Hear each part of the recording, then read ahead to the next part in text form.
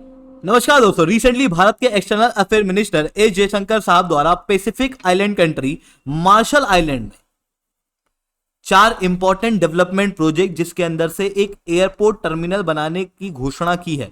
आप क्लियरली इस घोषणा को देख सकते हो, जहां पर इनके द्वारा मार्शल आइलैंड में कहा गया, ladies and gentleman, namaskar from Bharat. It's my pleasure to deliver this message on the occasion of signing of the MOU on granting aid for the implementation of 4 community development project in Republic of Marshallland। यहां पर 3 चीजें important है। पहला, भारत सरकार द्वारा in development project के लिए grant दी जाएगी, लोन नहीं, यानी कि इस पैसे के ऊपर कोई ब्याज नहीं लगेगा, ना ही इस पैसे को रिटर्न लिया जाएगा। वहीं दूसरी तरफ 4 कम्युनिटी डेवलपमेंट प्रोजेक्ट भारत सरकार द्वारा डेवलप किए जाएंगे, जिसमें एक होगा कम्युनिटी स्पोर्ट्स सेंटर, दूसरा होगा कम्युनिटी बिल्डिंग, और तीसरा सबसे इंपॉर्टेंट एयरपोर्ट टर्मिनल डेवलप किया जाएगा मार्शल आइलैंड ग्रुप के मेजित आइलैंड पे। अब आप कहोगे मार्शल आइलैंड है कहां? देखो, ये पैसिफिक ओशन है। यहां पर ये छोटे छोटे आइलैंड का ग्रुप है जिसे पैसिफिक आइलैंड कंट्रीज कहा जाता है। इसे अलग अलग भाग में पोलिनेशिया, माइक्रोनेशिया के रूप में भी विभाजित किया जाता है, और यहां पर आपको दिखाई देगा मार्शल आइलैंड ग्रुप। यही मार्शल आइलैंड ग्रुप के ऊपर रिसेंटली भारत सरकार द्वारा एयरपोर्ट बनाने की बात की गई है। अब ये जो मार्शल आइलैंड है, ये अपने आप में बहुत ज्यादा सिग्निफिकेंट हो चुका है रिसेंटली, क्योंकि चाइना द्वारा यहां पर सिक्योरिटी डेवलपमेंट पैक्ट साइन किए गए थे, जिसके कारण से भारत के इंटरेस्ट और इवन वेस्टर्न कंट्रियों के इंटरेस्ट मार्शल आइलैंड के अंदर बढ़ चुके हैं। इवन ये जो पूरा पैसिफिक आइलैंड कंट्रियों का ग्रुप है, अब यहां पर पूरे विश्व का इन्वेस्टमेंट बढ़ रहा है, और इंडिया ने भी अब यहां पर अपनी एंट्री ले ली है। अब ये एंट्री किस तरीके से इंपॉर्टेंट है और किस तरीके से बाकी सारी कंट्रियों से अलग है, इसे मैं शुभेंद्र चौहान डिटेल में आप लोगों के साथ में चर्चा करूंगा। बट उसके पहले आप लोग मेरे साथ में SRC10 टेलीग्राम ग्रुप के ऊपर जुड़ सकते हो। मेरे क्लास की अपडेट, PPT, PDF सब कुछ आपको हमें मिल जाएगा। अगर आप लोगों को UPSC CSE की तैयारी करना है, इंडिया के टॉप एजुकेटर से ऑफलाइन क्लासेस के अंदर जुड़ना है, तो आप लोगों के पास में अच्छा मौका है। अनअकैडमी अब केवल ऑनलाइन नहीं रहा है, अनअकैडमी अब ऑफलाइन भी आ चुका है। दिल्ली के करोल बाग, मुखर्जी नगर के अंदर, प्रयागराज के सिविल लाइंस के अंदर ऑलरेडी हमारे सेंटर्स खोले जा चुके हैं, जहां पर हमारे टॉप एजुकेटर्स आप लोगों को ऑफलाइन क्लासेस के अंदर GS, CSET, करंट अफेयर्स, ऐसे राइटिंग, ऑप्शनल, इन सारी चीजों की कंप्रिहेंसिव तैयारी कराएंगे। साथ में आपको 1-on-1 मेंटरशिप दी जाएगी, आपको टेस्ट सीरीज दी जाएगी, आपको कंप्लीट स्टडी मटेरियल दिया जाएगा। यानी कि एक बार आपने अनअकैडमी के ऑफलाइन सेंटर को ज्वाइन कर लिया तो आपको अलग से फिर और कोई भी खर्चा करने की आवश्यकता नहीं पड़ेगी। इसके अलावा एक ऐसा प्लेटफॉर्म पे आप जुड़ पाओगे जहां से टॉपर्स निकले हैं, रिलायबल प्लेटफॉर्म है। कैसे पता चलेगा? 2023 के रिजल्ट अनअकैडमी के पूरे देश में बेस्ट रहे हैं। टॉप 10 में 4 बच्चे, टॉप 20 में 10 बच्चे, और टोटल 315 बच्चे अनअकैडमी से क्वालिफाई हुए हैं। और अगर आप ध्यान से देखोगे तो ये बच्चे केवल टेस्ट सीरीज या इंटरव्यू गाइडेंस प्रोग्राम के नहीं, बल्कि हमारे प्लेटफॉर्म पे पढ़े हुए बच्चे हैं। अगर आपको भी अनअकैडमी के ऊपर जुड़ना है तो नीचे डिस्क्रिप्शन के अंदर मैंने लिंक दी हुई है, उस लिंक को खोलना, उसे फिल आउट करना, हमारी टीम आपको रीच आउट करेगी और कंप्लीट गाइडेंस आप लोगों को देगी। देखो दोस्तों, हम समझने का प्रयास करना है यहाँ पे हो क्या रहा है। रिसेंटली, ठीक ये 2 दिन पहले की ही न्यूज है, 13 जुलाई के दिन जापान और पैसिफिक आइलैंड कंट्री के बीच में बैठक हुई, जहां पर जापान द्वारा यह कहा गया कि पैसिफिक आइलैंड कंट्रियों के साथ में जो जापान के संबंध हैं, ये अलग लेवल पे जाएंगे और एक नया एरा क्रिएट करेंगे। एक और न्यूज आप ये देखना, ये 14 जुलाई की न्यूज है, जहां पर US और ऑस्ट्रेलिया की मदद से पैसिफिक आइलैंड कंट्रियों को वर्ल्ड बैंक से स्पेशल ग्रांट प्राप्त हुई है। एक और न्यूज यहां देखना, यूनाइटेड स्टेट्स ऑफ अमेरिका ने $64 मिलियन का एडिशनल डेवलपमेंट असिस्टेंस दिया है पैसिफिक आइलैंड कंट्रीज को। ये तो बस अभी अभी की न्यूज है। अगर आप सर्च करोगे पैसिफिक आइलैंड कंट्रीज तो आप पाओगे कि लगातार US, ऑस्ट्रेलिया, जापान, ये देश पैसिफिक आइलैंड कंट्रियों के अंदर निवेश कर रहे हैं। पर बात आती है, ऐसा ये कर क्यों रहे हैं? क्योंकि इनको डर सता रहा है चाइना का। रिसेंटली क्या हुआ था, जिस मार्शल आइलैंड की मैं बात कर रहा हूं, जहां पर भारत सरकार द्वारा रिसेंटली एयरपोर्ट का निर्माण किया जा रहा है, यहीं पे चाइना द्वारा सिक्योरिटी डील साइन कर दी गई है, यानी कि मार्शल आइलैंड के साथ में चाइना की सिक्योरिटी डील है। इस सिक्योरिटी डील के साइन होने के बाद में चाइना सोच रहा था कि जो 14 पैसिफिक आइलैंड कंट्रीज हैं, इनमें से 4 कंट्रीज को छोड़कर लगभग 10 कंट्रीज के साथ में चाइना के डिप्लोमेटिक रिलेशन है। चाइना चाहता था कि इन 10 कंट्रीज के साथ में भी इसके सिक्योरिटी डील साइन हो जाए, जिसके लिए चाइना बहुत कॉन्फिडेंट था। और ये जो सिक्योरिटी डील का ड्राफ्ट था ये काफी कॉन्फिडेंशियल था, इसे मार्केट के अंदर रिलीज भी नहीं किया गया था, पर गलती से लीक हो गया।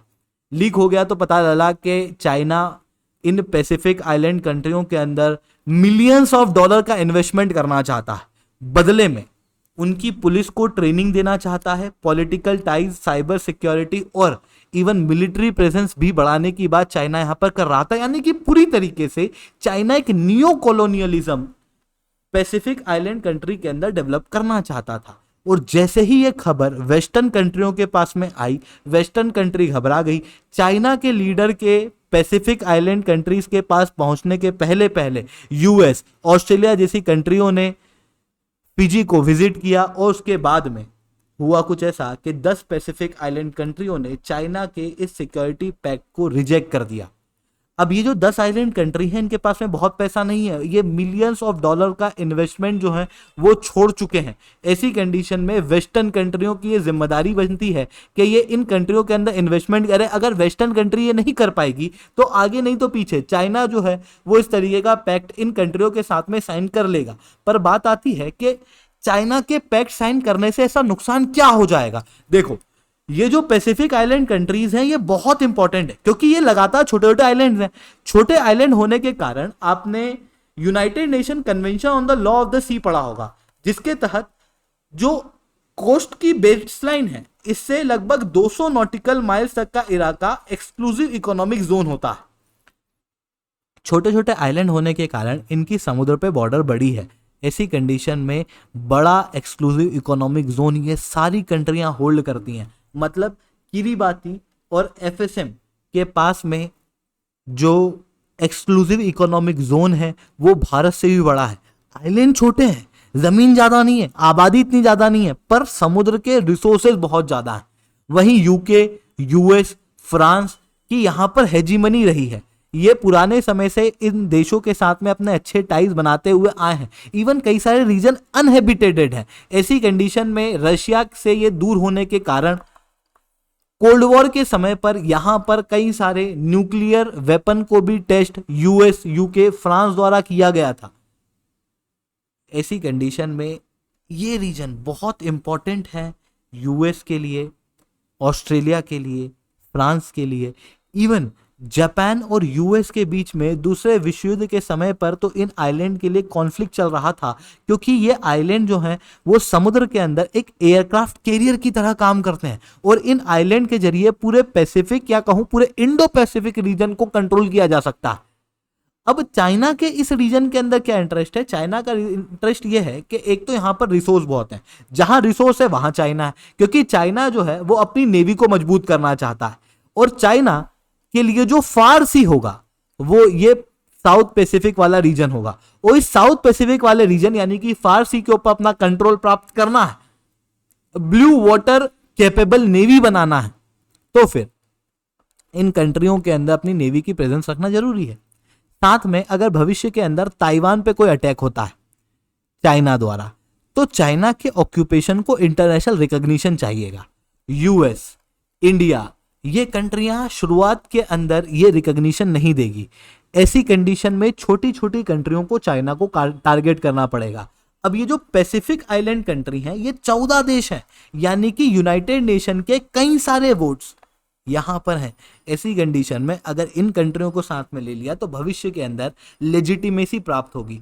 चाइना के इन्हीं खतरनाक इंटरेस्ट को कमजोर करने के लिए वेस्टर्न कंट्री इन रीजन के अंदर चाइना की डोमिनेंस नहीं चाहती।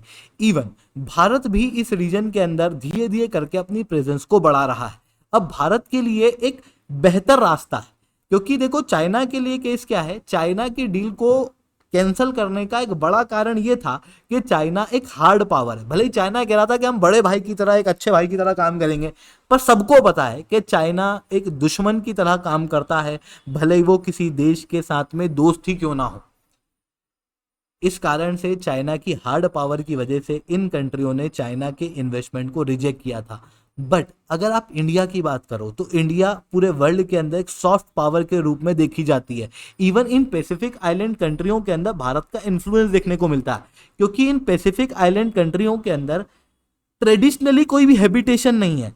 यहाँ पर बाद में लोग आके दूसरे विश्व युद्ध के बाद बसना शुरू हुए हैं, और खास रूप से वेस्टर्न कंट्रियों ने यहाँ पर लोगों को बसाया है, जिसके अंदर ढेर सारे भारतीय आपको इन पैसिफिक आइलैंड कंट्रियों के अंदर रहते हुए दिखाई देंगे। लगभग 40% फिजी की आबादी इंडियन ओरिजिन की है। लगभग 30,000 भारतीय पेपुआ न्यू गिनिया के अंदर देखने को मिलते हैं। ऐसी कंडीशन के अंदर भारत का इन्फ्लुएंस इन कंट्रियों के ऊपर ज़्यादा है, तो भारत यहाँ पर अपनी प्रेजेंस को जल्दी बना सकता है, और अपनी प्रेजेंस को जल्दी बनाने के लिए भारत ब्लू इकोनॉमी का प्रयोग कर सकता है। क्योंकि देखो सीधी सी बात है, इन कंट्रियों के पास में एक्सक्लूसिव इकोनॉमिक जोन और रिसोर्सेज हैं, पर उन रिसोर्स को एक्सट्रैक्ट करने की पावर नहीं है। भारत वो दे सकता है। साथ में ये आइलैंड कंट्री हैं, अगर क्लाइमेट में कोई भी चेंज होता है तो वो पैसिफिक आइलैंड को सबसे ज़्यादा असर देता है। इसी कारण से जब भी सीओपी की कोई सी मीटिंग होती है, पैसिफिक आइलैंड कंट्री इमीडिएटली कोल के फेज आउट की, नेचुरल गैस के फेज आउट की, फॉसिल फ्यूल के फेज आउट की बात करती है, क्योंकि इनके ऊपर सबसे ज़्यादा खतरा बना हुआ है। अगर समुद्र का लेवल बढ़ेगा तो सबसे पहले यही कंट्रियां डूबेंगी। ऐसी कंडीशन में डिजास्टर मैनेजमेंट और क्लाइमेट चेंज के लिए भारत इन देशों के साथ में कोऑपरेट कर सकता है। आई होप ये सारी बातें आप लोगों को समझ में आई होंगी। लेक्चर अच्छा लगा हो तो लाइक करना, लेक्चर बहुत अच्छा लगा हो तो नीचे सर्टेन कमेंट करना। यूपीएससी सीएससी की तैयारी करना है, इंडिया के टॉप एजुकेटर से अगर आप लोगों को ऑफलाइन क्लासेस के अंदर जुड़ना है तो आप लोगों को इसमें अच्छा मौका है। अनअकैडमी अब ऑफलाइन आ चुका है। अगर आपको अनअकैडमी के सेंटर देखना है तो इस वीडियो को एंड तक देखना।